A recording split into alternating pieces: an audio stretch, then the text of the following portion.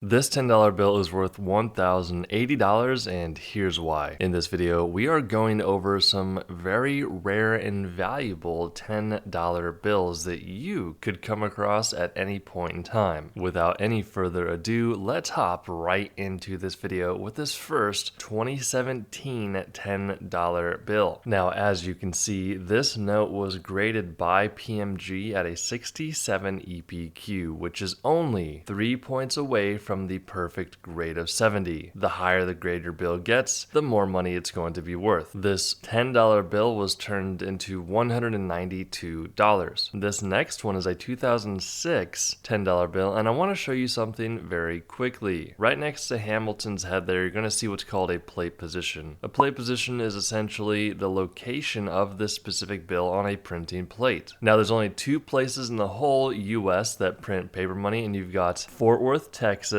and Washington, D.C. Now, if you see a small FW next to the plate position, that means your bill is printed at Fort Worth, Texas, just like this one. If the plate position does not have the FW, that means your bill is printed in Washington, D.C. Now, you can see this one got a 69, which is only 1 point away from the perfect grade of 70, and you may be asking, how did it get this high of a grade? It's going to come down to 2 things. First of all, the grades of 60 to 70 have 0 folds on them, so do not fold your bill. And if your bill has no folds, the next thing to look for is the centering, so you can see the margins or that white border around the bill on the front and back. The better centered they are, the higher the grade is going to be. This $10 bill was turned into $264. Starting on the back of this $10 bill, $660 it sold for, the back of the bill is actually the first print when it comes to printing paper money. Flipping it over to the front, you can see all of the things in black here are printed as the second print, and the third and final print is going to be the overprint, which you can see by the Treasury seal, the district seal, and the serial numbers. But on this specific printing, the Treasury seal was misaligned because this 2003 $10 bill has a misaligned error of the Treasury seal. It sold for $660. All right, here's a 1990 $10 bill with a pretty cool error. So this is an insufficient inking error of the magnetic ink. So a lot of people don't know that there is actually magnetic ink on some of these older banknotes, and depending on the denomination and the pattern of this magnetic ink is how things like vending machines are able to read if your bill is a $10 bill or not. Because this one has an insufficient inking error for the magnetic ink, it sold for $990. 2017 $10 bill, this one sold for $1,080, and it all comes down to that really cool serial number. So this is what we call a serial number 7, aka a low serial number. The lower and cooler and fancier your serial number is, the more money it's going to be worth. This example sold for $1,080, $2,880 for this pack of 100 $10 bills with a face value of $1,000. So you could go to your local bank and ask if they have any of these packs, and if you find a pack with a cool serial number range, then it could be worth some money. You can see this is also a star note pack, which makes it even more valuable. So someone essentially almost tripled their money here just because they asked their bank teller if they had any of these cool bills. Guys, don't sleep on these $10 bills because they're selling for a lot of money. We do hope you enjoyed the video. Make sure to subscribe, and we'll see you in the next one.